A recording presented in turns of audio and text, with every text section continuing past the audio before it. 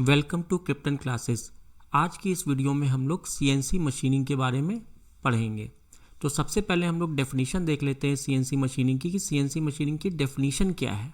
ठीक है, तो CNC machining is a subtractive manufacturing process. ठीक है, ये क्या है? सब्सट्रैक्टिव मैन्युफैक्चरिंग प्रोसेस है दैट यूजेस कंप्यूटराइज्ड कंट्रोल्स, ठीक है, machine tools to automate the fabrication of parts. यानी कि जो सीएनसी मशीनिंग है प्रोसेस है वो क्या है? आपकी सब्सट्रैक्टिव मैन्युफैक्चरिंग है प्रोसेस है। तो सब्सट्रैक्टिव मैन्युफैक्चरिंग प्रोसेस क्या है उसको हम लोग समझ लेते हैं। सब्सट्रैक्टिव मैन्युफैक्चरिंग प्रोसेस का मतलब ये है कि आपका रॉ मटेरियल होगा, ये आपका रॉ मटेरियल है, और रॉ मटेरियल के बाद आपका एक कटिंग टूल होगा। ठीक है, क्या होगा? कटिंग टूल होगा। आप क्या करोगे? इस कटिंग टूल की मदद से इस रॉ मटेरियल से मटेरियल को कट करोगे। ठीक है, मटेरियल को कट करोगे और मटेरियल को क्या करोगे? रिमूव करोगे। तो ऐसा कोई भी प्रोसेस जिसमें आप किसी पार्ट को कटिंग टूल की सहायता से कट करके रिमूव करके आप किसी प्रोडक्ट को बनाते हैं, ऐसे सभी प्रोसेसेस किसके अंडर में आते हैं? सब्सट्रैक्टिव मैन्युफैक्चरिंग प्रोसेस के अंडर में आते हैं। तो जो सीएनसी मशीनिंग प्रोसेस है वो भी आपका सब्सट्रैक्टिव मैन्युफैक्चरिंग प्रोसेस है। क्यों? क्योंकि यहाँ पर आपका मशीन टूल्स का इस्तेमाल होता है। बस यहाँ पर अंतर ये है कि यहाँ पर सारा प्रोसेस क्या है? आपका ऑटोमेटेड है। ठीक है, ऑटोमेटेड है with the help of computer, with the help of program, with the help of machine you make the product. ठीक है, तो इसकी फुल फॉर्म क्या है सीएनसी की? Computer numerical control. ठीक है, with the help of computer program, with the help of cut machine we make a product by removing the material from the raw work piece. ठीक है, तो इसमें क्या होता है? एक प्री प्रोग्राम्ड सॉफ्टवेयर होता है जो डिक्टेट करता है movement of the machinery and the tools which cut the material. जिसकी वजह से, यानी कि जब यहाँ पर आपने मशीनरी का इस्तेमाल किया, सॉफ्टवेयर का इस्तेमाल किया प्री प्रोग्राम, तो उसकी वजह से क्या हुआ? प्रिसीजन और इफ़िशियंसी बढ़ गई। यानी कि जो प्रिसीजन होगा किसी भी पार्ट को बनाने में, और इफ़िशियंसी यानी कि आपको बहुत कम समय में आप ज़्यादा पार्ट बना सकते हैं, तो ये आपकी बढ़ जाएगी। ठीक है, और यहाँ पर आपकी खास बात यह है कि आप मेटल, प्लास्टिक और भी कई ढेर सारे मटेरियल हैं, हार्ड मटेरियल्स भी हैं, उनको भी आप कट करके कोई भी पार्ट बना सकते हैं। ठीक है, तो सीएनसी मशीन की जो डेफिनेशन है वो हमें क्लियर हो गई यहाँ पर। अब हम लोग देखते हैं कि की कंपोनेंट्स क्या है सीएनसी मशीनिंग प्रोसेस की। यानी कि कोई भी सीएनसी मशीनिंग प्रोसेस होगा उसका की कंपोनेंट्स क्या होंगे। सबसे पहला जो स्टेप होगा वो होगा computer aided design, CAD, CAD वाला पार्ट। जैसा कि आपने 3D प्रिंटिंग में भी देखा था कि हमें वहाँ पर कंप्यूटर एडेड डिज़ाइन यानी कि किसी कैड सॉफ्टवेयर की मदद से हमें कोई ना कोई 3D मॉडल बनाना पड़ता था। ठीक है, पार्ट का हमें 3D मॉडल क्रिएट करना पड़ता था यूजिंग फ्यूजन और यूजिंग ऑटोडेस्क इन्वेंटर और using any other CAD software. तो जैसे ही आपने पार्ट बनाया उसके बाद आप कहाँ जाएंगे? यहाँ पर आपको जाना है फिर कैम में, यानी कंप्यूटर एडेड मैन्युफैक्चरिंग। तो ये भी सॉफ्टवेयर होता है। कुछ कैड सॉफ्टवेयर ऐसे हैं जैसे फ्यूज़न, उसके अंदर कैम ऑलरेडी इनबिल्ट होता है। ठीक है, यानी कि आप उसके बाद मैन्युफैक्चरिंग वाला जो प्रोसेस है वो भी आप उसके अंदर कर सकते हो, उसी सेम सॉफ्टवेयर के अंदर। ठीक है, तो फ्यूज़न के अंदर ये चीज़ ऑलरेडी अवेलेबल है, कैम वाला पार्ट भी। तो कैड डिज़ाइन बनाया, उसके बाद आप कैम में जाएंगे और उस कैड मॉडल को, जो कैड मॉडल आपने बनाया था, उसको मशीन इंस्ट्रक्शंस में बदलेंगे। यानी उसको मशीन इंस्ट्रक्शंस में आपको फिर बदलना है। क्यों?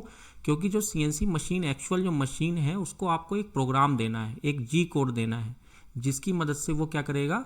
पार्ट को बनाएगा। तो वो जो जी कोड जनरेशन वाला पार्ट है वो कहाँ होगा? कैम सॉफ्टवेयर के अंदर। ठीक है, तो वो काम हम कहाँ करेंगे? कैम सॉफ्टवेयर के अंदर, converting CAD models to machine instructions. अब यहाँ से जो जी कोड निकलेगा वो जी कोड कहाँ हम एंटर करेंगे? सीएनसी मशीन में, जो एक्चुअल में मटेरियल रिमूवल प्रोसेस करेगा और एक्चुअल में आपका प्रोडक्ट बनाएगा। तो सीएनसी मशीन बहुत बड़ी सी मशीन होगी, उसके अंदर आप उस प्रोग्राम को, उस जी कोड को इंसर्ट करेंगे और उसके बाद मशीन अपना काम करेगी। ठीक है, तो यहाँ से हमने प्रोसेस समझ लिया कि कैड होगा, फिर कैम होगा, फिर सीएनसी मशीन में एक्चुअल आपका प्रोसेस होगा। तो आइए अब हम लोग देख लेते हैं, थोड़ा सा एडवांटेज देख लेते हैं कि क्या एडवांटेज है सीएनसी मशीनिंग की। तो जो सबसे पहला एडवांटेज है वो क्या है? High precision and accuracy. ठीक है, तो वो हमने पहले भी देखा, क्योंकि इसके अंदर आपने प्रोग्राम किया है, प्रोग्राम दिया है मशीन को, तो हाथ से नहीं बना रहा है कोई व्यक्ति, यानी कि ह्यूमन इंटरफेरेंस मिनिमम है यहाँ पर। तो क्योंकि मशीन काम कर रही है तो मशीन की प्रिसीजन और एक्यूरेसी बहुत अच्छी होगी एज़ कम्पेयर टू ह्यूमन, ठीक है। तो CNC machine can work with very tight tolerances, यानी 0.001 mm के टॉलरेंस तक के कॉम्प्लेक्स पार्ट को मैन्युफैक्चर कर सकती है, ठीक है। अच्छा, यहाँ पर मैं एक बात और आपको बताना चाहूँगा कि CNC मशीनिंग की एक खास बात और है कि ये मेटल पे वर्क करती है, ठीक है, ज़्यादातर मेटल पे वर्क करती है, तो ये हमारे लिए बहुत अच्छी बात है। अच्छा, मेटल पे वर्क करती है तो उसकी वजह से क्या होता है, अच्छा मटेरियल रिमूवल प्रोसेस है, यानी कि आपका मान लीजिए ये रॉ मटेरियल है, ठीक है, सॉलिड था ये, आपने इसको कट करके एक सर्कुलर शेप में आप ले आए, ठीक है, यूजिंग CNC मशीन। तो होगा क्या इस प्रोसेस में, ये जो मटेरियल है इसकी जो एक्चुअल स्ट्रेंथ थी वो बनी रहेगी। क्यों? क्योंकि आपने इसके अंदर कुछ जोड़ा नहीं है, आपने इसको बस कट किया है, सिर्फ और सिर्फ कट किया है, तो इसकी जो स्ट्रेंथ वगैरह है, जो इसकी डेंसिटी वगैरह है वो नहीं चेंज होती है यहाँ पर, ठीक है। अच्छी स्ट्रेंथ मिलेगी आपकी फाइनल पार्ट्स की। जैसे कि CNC में, जैसे कि आपने 3D प्रिंटिंग में देखा था, वहाँ हम मटेरियल ऐड कर रहे थे लेयर बाय लेयर, तो Z डायरेक्शन में क्या हो रहा था कि आपकी जो स्ट्रेंथ थी वो अच्छी नहीं थी। क्यों? क्योंकि आप एक लेयर के ऊपर दूसरी लेयर, तीसरी लेयर, चौथी लेयर जोड़ रहे हो, तो जब आप जोड़ रहे हो चीज़ों को तो वहाँ पर स्ट्रेंथ का मामला आ सकता है, ठीक है। लेकिन यहाँ पर आप मटेरियल को कट कर रहे हो, कट करके कुछ बना रहे हो, तो स्ट्रेंथ आपकी बनी रहेगी और साथ ही साथ आपकी डेंसिटी भी मेंटेन रहेगी। तो ये भी एक फ़ायदा यहाँ पर एडवांटेज है CNC मशीनिंग का, ठीक है। तो दूसरा एडवांटेज हम लोग देख लेते हैं। दूसरा एडवांटेज हमारा क्या है, कंसिस्टेंसी एंड रिपीटेबिलिटी। कंसिस्टेंसी का मतलब कि एक बार आपने प्रोग्राम बना लिया, एक पार्ट को बनाने का एक बार प्रोग्राम जनरेट कर लिया, तो आप उसको उस प्रोग्राम को यूज़ करके बार बार रिपीटेडली आप उस पार्ट को मैन्युफैक्चर कर सकते हैं बिल्कुल एक्यूरेसी के साथ, ठीक है। तो ये बहुत अच्छी बात है CNC मशीन के साथ, क्योंकि व्यक्ति अगर बनाएगा तो एक पार्ट अगर उसने अच्छा बनाया तो कोई ज़रूरी नहीं है कि वो 1000 पार्ट जब बना रहा है तो वो सारे पार्ट बिल्कुल एक्यूरेसी, आइडेंटिकल एक्यूरेसी हो, बिल्कुल रेप्लिकेट कर जाए, कहीं ना कहीं ऊंच नीच हो सकती है। लेकिन मशीन को आपने एक बार प्रोग्राम कर दिया और मशीन आपकी अगर सही चल रही है तो कंसिस्टेंसी आपको मिलेगी, ठीक है। तीसरा सबसे बड़ा जो इसका एडवांटेज है वो क्या है, ऑटोमेशन, मिनिमम मैनुअल इंटरवेंशन। जो व्यक्ति है, जो लेबर है, स्किल्ड लेबर है, उसका जो मिनिमम इंटरफेरेंस है, यानी कि उसका सिर्फ काम क्या है, कैड डिज़ाइन करना, कैड डिज़ाइन करने के बाद कैम सॉफ्टवेयर के अंदर G कोड जनरेट करना, और G कोड जनरेट करके आपको रॉ मटेरियल वगैरह को फिक्स करना और मशीन को स्टार्ट कर देना, ठीक है। और बाकी जो कटिंग का काम है, बनाने का काम है, वो मशीन कर रही है। तो इसलिए यहाँ पर हम इसको कहेंगे ऑटोमेशन है, ठीक है, ऑटोमेशन कर रही है मशीन, और इसकी वजह से एरर रिड्यूस होगा आपका। आप 24/7 मैन्युफैक्चरिंग कर सकते हैं, क्योंकि यहाँ मशीन है आपकी, इंसान नहीं है, ठीक है। एफिशिएंसी भी आपकी काफ़ी अच्छी होने वाली है यहाँ पर। Optimise tool path, automatic tool changes और मिनिमम डाउन टाइम। देखिए, एफिशिएंसी आपकी बढ़ेगी क्योंकि आपका जो टूल पाथ होगा, किस तरीके से टूल को मूव करना है, वो ऑप्टिमाइज्ड होगा सॉफ्टवेयर के अंदर, ठीक है। टूल जो चेंज है, जो टूल चेंजिंग टाइम, यानी कि अलग अलग टूल से आप कटिंग कर रहे हो, तो ऑटोमेटिकली वहाँ CNC मशीन के अंदर टूल चेंज हो रहा है, जिसकी वजह से आपको वहाँ पर टाइम बचेगा, प्रोडक्शन बढ़ेगा। मिनिमम डाउन टाइम, यानी कि डाउन टाइम का मतलब ये ऐसा नहीं कि मशीन को रेस्ट चाहिए, थोड़ा बहुत रेस्ट दे दिया आपने मशीन को और आप उससे काम लगातार 24 घंटे कर सकते हैं, ठीक है। इंसान को फिर भी 8 घंटे के बाद आराम चाहिए होता है। कॉम्प्लेक्स ज्योमेट्री आप बना सकते हैं, ठीक है। यहाँ पर आप कॉम्प्लेक्स ज्योमेट्री बना सकते हैं, कैसे?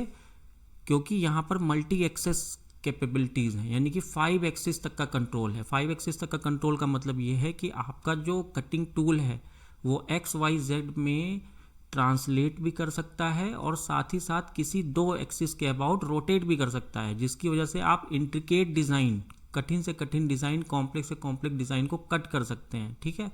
अगर आप मैनुअली यूज़ करने जाएंगे तो हो सकता है आपको मुश्किल लगे, लेकिन ये मशीन आपकी कर सकती है विद द सेम कंसिस्टेंसी।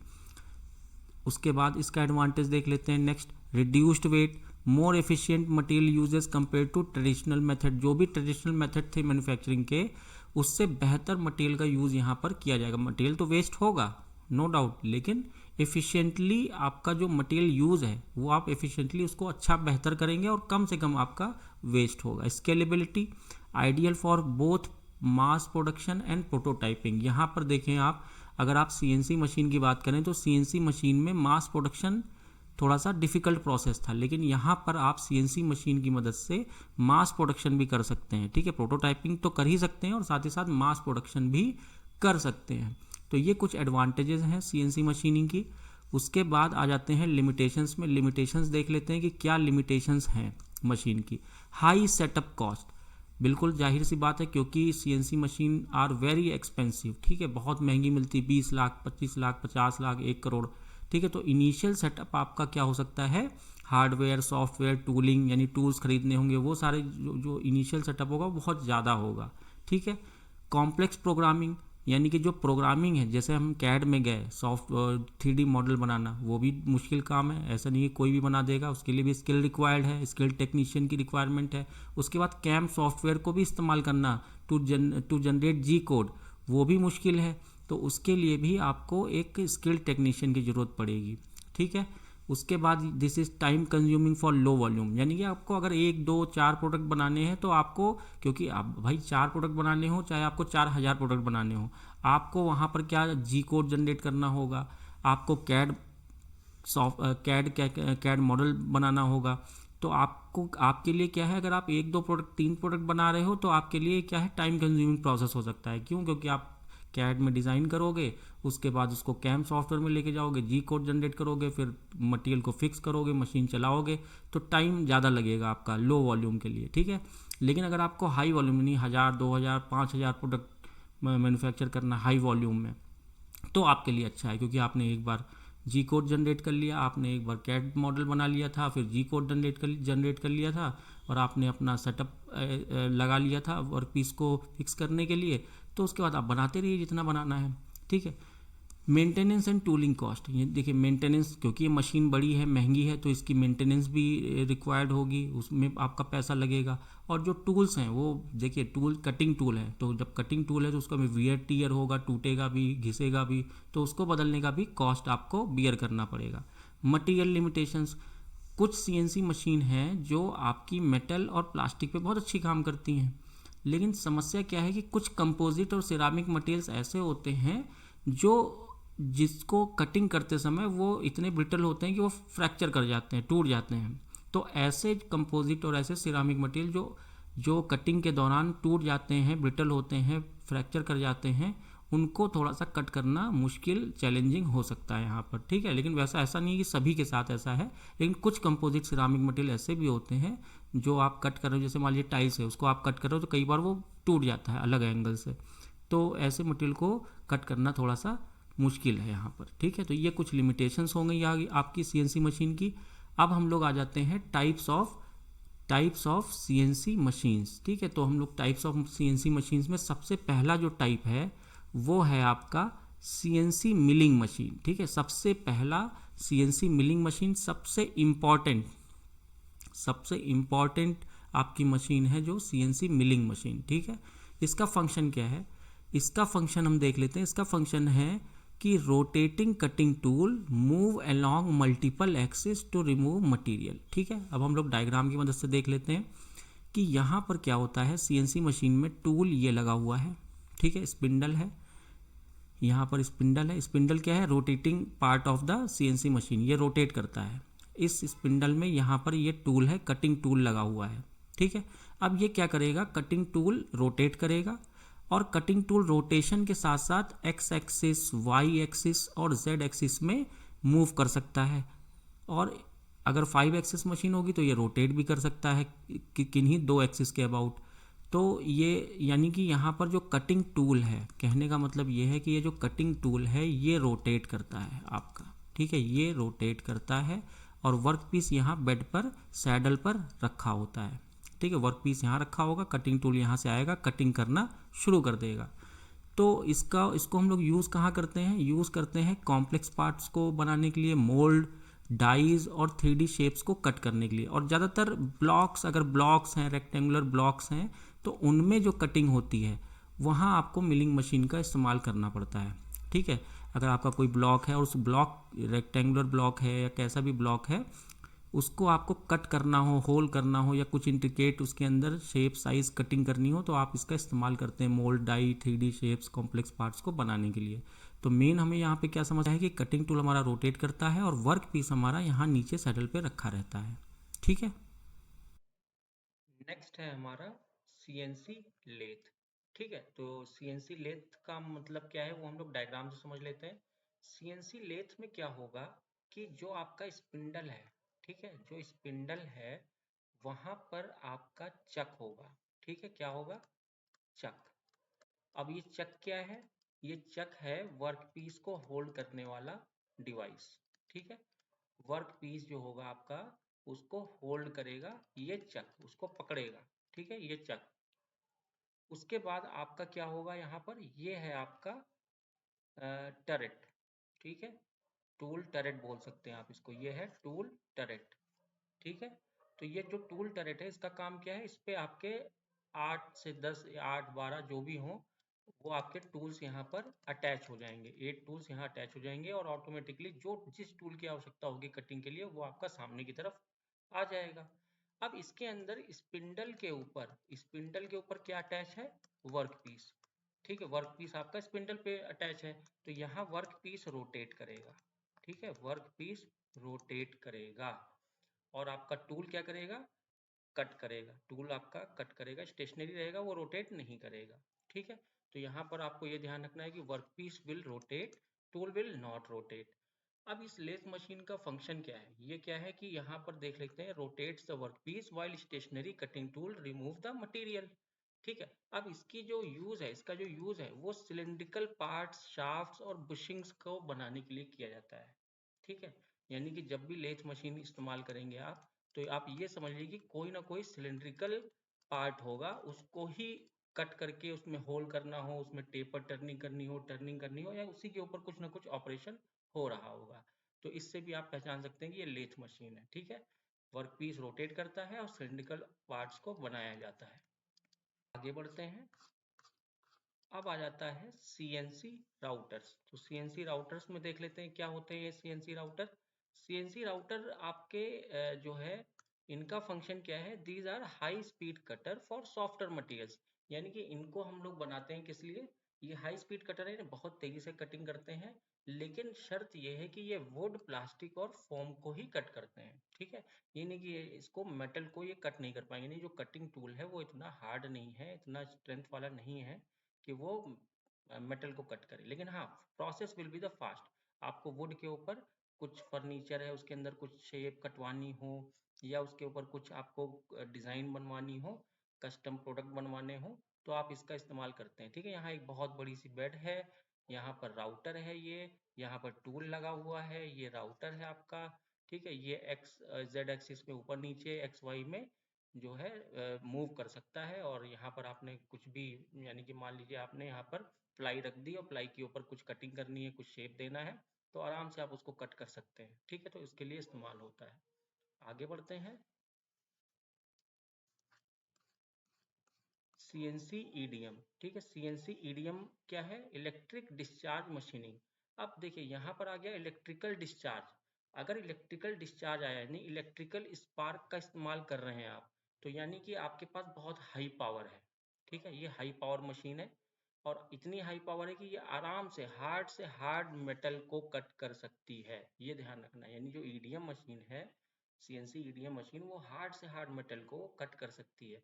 हो सकता है कि कुछ मटेरियल इतने हार्ड हों, कुछ मेटल्स जिसको CNC मिलिंग मशीन ना कट कर पा रही हो, ऐसा हो सकता है, लेकिन EDM जो है वो आपकी इलेक्ट्रिक स्पार्क को इस्तेमाल करती है, तो ये हार्ड मेटल को भी कट कर लेती है। ठीक है, तो ये टूल्स बनाने में, डाइस बनाने में, complex geometry with high hardness, यानी कोई ऐसा मटेरियल है जिसका बहुत ज़्यादा हार्डनेस है, उसको कट करना, उसमें कॉम्प्लेक्स ज्योमेट्री को काटना, ये सब काम ये मशीन कर सकती है। ठीक है, तो ये हमें यहाँ पर इस्तेमाल होगा। अब हम लोग आ जाते हैं बहुत इंपॉर्टेंट, यानी major components of CNC machine. ये बहुत इंपॉर्टेंट है, यानी कोई भी CNC मशीन होगी उसमें कुछ मेजर कंपोनेंट्स होंगे। तो क्या कंपोनेंट्स होंगे उनको हम एक एक करके देख लेते हैं। सबसे पहला जो कंपोनेंट होगा वो होगा कंट्रोलर। यानी कि सीएनसी कंट्रोल यूनिट। जैसा कि मैंने आपको बताया कि सीएनसी मशीन क्या है, ऑटोमेटिक मशीन है। तो यहाँ पर कोई ना कोई कंट्रोल यूनिट होगी, कोई ना कोई कंट्रोल यूनिट होगी जो कि प्रोसेस करेगी किसको, उन जी कोड और एम कोड को जो आप इस मशीन को देंगे। ठीक है, अब जी कोड और एम कोड को वो प्रोसेस करेगा, और प्रोसेस करने के बाद जो भी मशीन एलिमेंट्स हैं, जो भी आपका कटिंग टूल है, उसको वो कंट्रोल करेगा, वो गाइड करेगा, वो डायरेक्शन देगा कि भाई अब कैसे मूव करना है, क्या करना है, क्या नहीं करना है। ठीक है, तो एक कंट्रोल यूनिट होगा आपका सीएनसी मशीन में, बहुत इंपॉर्टेंट। उसके बाद आपका जो नेक्स्ट एलिमेंट है वो है इंपॉर्टेंट स्पिंडल। ठीक है, स्पिंडल बहुत इंपॉर्टेंट है, ये आपका rotating part of the CNC machine है। आपने देखा मिलिंग मशीन, लेथ मशीन, तो मिलिंग मशीन के अंदर भी स्पिंडल है और आपका लेथ मशीन के अंदर भी स्पिंडल है। मिलिंग मशीन में टूल रोटेट कर रहा था, स्पिंडल पे अटैच था, और जो है क्या कहते हैं, लेथ मशीन में क्या था, आपका जो है वर्कपीस अटैच था स्पिंडल से, ठीक है, चक के माध्यम से। तो ये चीज आपको ध्यान रखनी है। ठीक है, तो सीएनसी में स्पिंडल की भी जरूरत पड़ेगी। अच्छा, एक्सेस होंगे वहां पर, x y plus optional rotational axes, यानी कि एक्स वाई जेड एक्सेस होंगे कि एक्स में क्या मूवमेंट होनी है, कैसे करानी है, वाई एक्सेस जेड एक्सेस में क्या मूवमेंट करानी है, और रोटेशन, किसी एक्सेस के अबाउट रोटेशन, ये भी बहुत इंपॉर्टेंट है क्योंकि हमें टूल या वर्कपीस को इन एक्सिस के अबाउट मूव कराना है। ठीक है, तो in 5 axis machine 2 additional rotational axes allow for complex part geometry. देखिए, जो 5 एक्सिस मशीन होगी वो बिल्कुल लास्ट सबसे हाई एंड वाली मशीन है, 5 एक्सिस मशीन। वहां पर क्या होगा, एक्स वाई जेड तीनों डायरेक्शन में आपका मूवमेंट हो सकता है, ट्रांसलेशन वाला, और 2 डायरेक्शन में रोटेशन हो सकता है। ठीक है, 2 एक्सिस के अबाउट रोटेशन हो सकता है। ठीक है, चाहे वो एक्स हो या जेड हो, या वाई हो या जेड हो। ठीक है, उनके 2 के अबाउट वो रोटेशन कर सकता है आपका टूल या वर्कपीस। उसके बाद देख लेते हैं क्या होगा। उसके बाद आपका होगा ऑटोमेटिक टूल चेंजर। ये बहुत इंपॉर्टेंट कंपोनेंट है ऑटोमेटिक टूल चेंजर। क्यों? क्योंकि आपको यहाँ पर टाइम बचाना है, तो ऑटोमेटिकली आपको कई टूल्स के बीच में स्विच करना होगा उसी समय। यानी कि आपको पहले होल्ड करना था तो ड्रिलिंग टूल आ गया, कट करना है तो आपका कटिंग टूल आ गया। तो वो जो स्विचिंग होगी वो कौन कराएगा, ऑटोमेटिक टूल चेंजर। ठीक है, बिना प्रोसेस को रोके हुए फटाफट वो टूल को चेंज करेगा और अपना काम, सारे प्रोसेस जो कटिंग ऑपरेशन है वो होते रहेंगे बिना किसी समय को गवाए।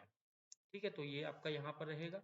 उसके बाद वर्क होल्डिंग डिवाइसेस, ये भी बहुत इंपॉर्टेंट है क्योंकि जो भी वर्क पीस होगा उसको होल्ड करना होगा ना। जब भी आप किसी चीज को काटते हैं तो आपको उसको पकड़ना पड़ता है। ठीक है, तो पकड़ने के लिए आपको वर्क पीस होल्डिंग डिवाइसेस भी चाहिए होंगी।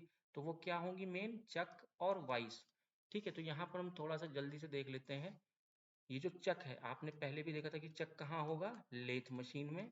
और वाइस कहाँ मिलेगी आपको देखने को, मिलिंग मशीन में। मिलिंग मशीन में आपको वाइस देखने को मिलेगी, वाइस से पकड़ा जाएगा मटेरियल को, यहाँ चक से, लेथ मशीन में चक से सिक्योरली पकड़ा जाएगा मटेरियल को। अच्छा, क्यों क्यों आवश्यकता है भाई, अगर आप पकड़ोगे नहीं तो वाइब्रेशन हो सकता है, वाइब्रेशन हो सकता है, इधर उधर आपका जो है वर्कपीस मूव कर सकता है, जिसकी वजह से कटिंग अच्छी नहीं होगी। तो ये सब प्रॉब्लम हो सकती है, तो इसलिए आपको इनकी जरूरत पड़ेगी।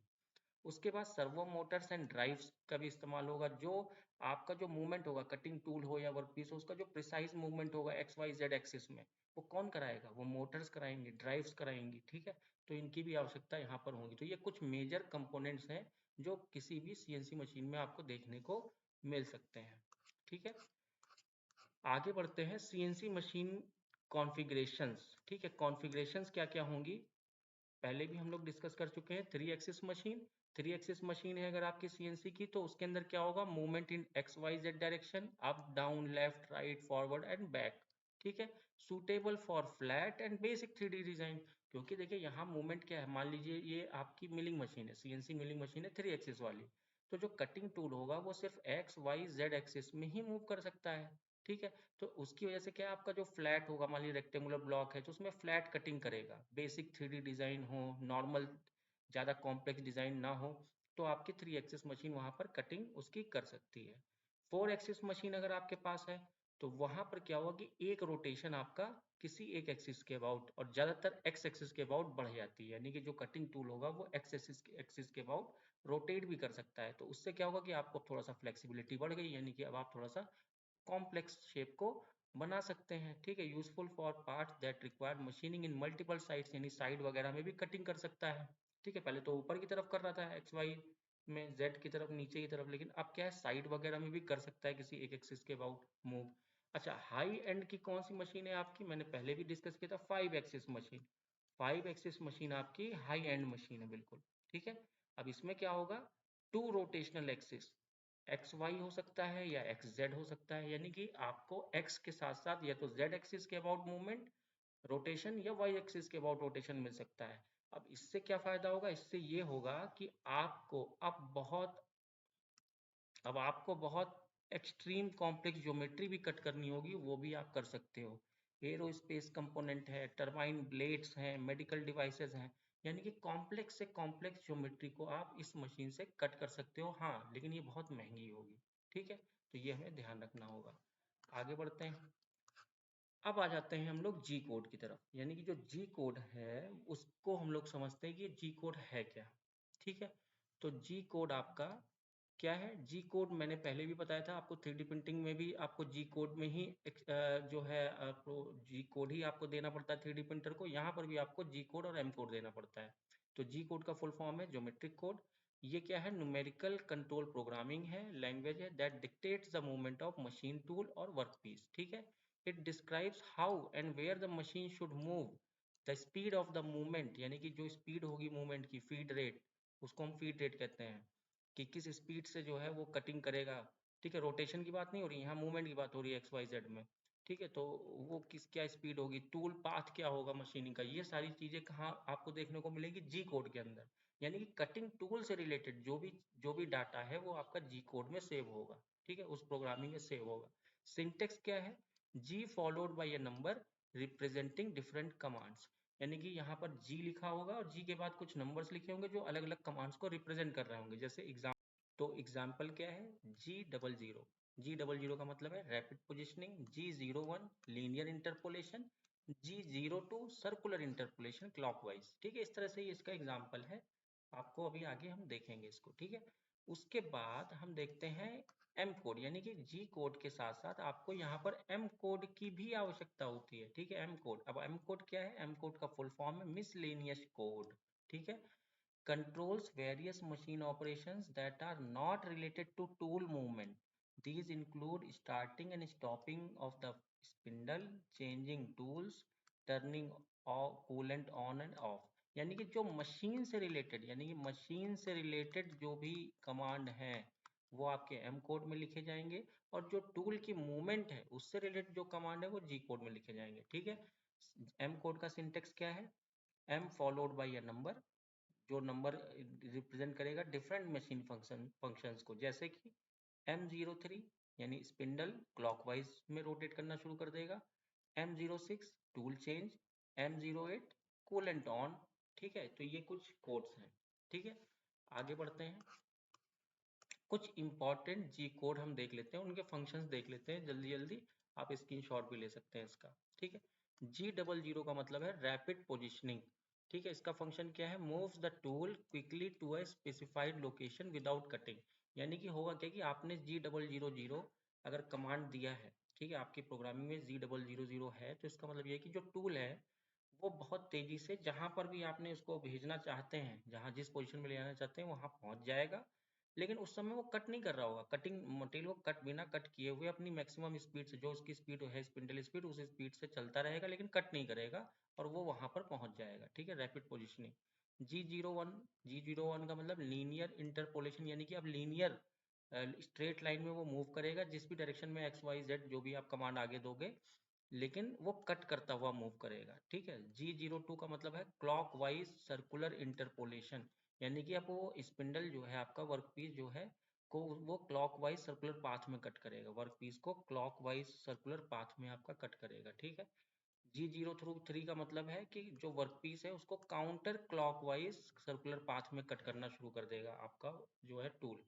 G04 का मतलब है ड्वेल, यानी pauses machine for for some time, ठीक है। तो इस तरीके से और भी जी कोड्स हैं, G17 है select x y plane, G18 x z plane, y z plane, ठीक है। G20 का मतलब इंच यानी जो यूनिट्स आप दे रहे हो, जो भी आप उसमें दे रहे हो 100 to 100, वो इंच में वो लेना शुरू कर देगा। अगर आपने G21 लिखा है तो वो मैट्रिक्स में समझना शुरू कर देगा। तो ऐसे बहुत से आपके जी कोड हैं, ठीक है। G21 metric units, G28 return to machine home position, G90 absolute positioning mode, G91 incremental positioning mode, ठीक है, G92 सेट पोजीशन। ऐसे बहुत से आपके जी कोड हैं, ठीक है। तो मिसलेनियस कोड के बारे में हमने तो पहले पढ़ ही लिया है कि ये मशीन की जो भी ऑपरेशंस है उनको गवर्न करता है, ठीक है। मशीन से रिलेटेड क्या हो सकता है, पहले ही हमने देखा, spindle on off, coolant on off, ठीक है, कूलेंट ऑन ऑफ हो सकता है, और आपका क्या कहते हैं, टूल चेंज, ये सारी चीजें इसके अंदर अंदर आती हैं। ये हमने भी पीछे भी देखा था। तो कुछ एम कोड भी देख लेते हैं, common M code. Common M code क्या है, M00 program stop, stops the machine. M01 optional stop, stop the machine only if the optional stop switch is on, यानी कि जो स्विच ऑन है और आपको ऑप्शनल स्टॉप करना है तो M01। M03 यानी स्टार्ट द स्पिंडल, स्पिंडल को स्टार्ट कर दो, लेकिन किस डायरेक्शन में रोटेट करेगा स्पिंडल, क्लॉकवाइज डायरेक्शन में। M04 स्पिंडल स्टार्ट हो जाएगा रोटेट करना, लेकिन किस डायरेक्शन में, काउंटर क्लॉकवाइज यानी एंटी क्लॉकवाइज में। M05 स्टॉप स्पिंडल, यानी कि अगर आपने M05 कहा तो वो स्टॉप हो जाएगा स्पिंडल रोटेट करना। इस तरीके से M06 आपका कहाँ है, tool change. M08 coolant on, M09 coolant of, ठीक है। तो कूलेंट, अच्छा यहाँ पे कूलेंट क्या है ये भी हम देख लेते हैं एक बार। कूलेंट का इस्तेमाल क्या है, कूलेंट का इस्तेमाल हम लोग करते हैं ताकि जो आपकी जो भी आप कटिंग कर रहे हो, जो भी आप पार्ट बना रहे हो, उसका जो फिनिशिंग है, फिनिशिंग अच्छी रहे, ठीक है, फिनिशिंग अच्छी रहे, इसलिए आप कूलेंट्स का इस्तेमाल करते हो। और साथ ही साथ जो टूल है, भाई टूल आपका हीट हो जाएगा, हीट अप हो जाएगा, कटिंग कर रहा है तो गर्म हो जाएगा, तो उसको ठंडा करने के लिए भी, उसको कूल डाउन करने के लिए। अब कूल डाउन करने के लिए क्यों, ताकि टूल लाइफ बढ़ जाए, टूल लाइफ इंक्रीज हो जाए, नहीं तो टूल आपका जल्दी खराब हो जाएगा। तो to increase the tool life और to get a good surface finish, हम लोग इसका इस्तेमाल करते हैं कूलेंट का, ठीक है। तो यहाँ पे हमने ये भी डिस्कस कर लिया। M30 and programme and M98 सब प्रोग्राम कॉल, इस तरीके से कुछ आपके एम कोड्स हैं इंपॉर्टेंट। उसके बाद एप्लीकेशन क्या है, एप्लीकेशन पार्ट देख लेते हैं। ऑटोमोटिव इंडस्ट्री में इस्तेमाल होता है, जितने भी इंजन कंपोनेंट्स हैं, ट्रांसमिशन पार्ट्स हैं, कस्टम गियर्स हैं, वो सारे आप CNC मशीन की मदद से बना सकते हैं। एरोस्पेस में structural components, turbine plates, fuel systems, बहुत से जो भी मैकेनिकल पार्ट्स हैं वो सारे आप CNC मशीनिंग की मदद से बना सकते हैं। मेडिकल इंडस्ट्री में भी इसका उपयोग है, और इलेक्ट्रॉनिक्स इंडस्ट्री में housing of the electronic, PCB enclosures बनाने, आपको मान लीजिए CPU है उसका एनक्लोजर है, ये बहुत सी चीज़ें हैं जो छोटे छोटे मैकेनिकल कंपोनेंट्स हैं, वो आप इस CNC मशीन की मदद से बना सकते हैं। तो आई होप आपको ये वीडियो अच्छा लगा होगा, और thank you for watching captain classes.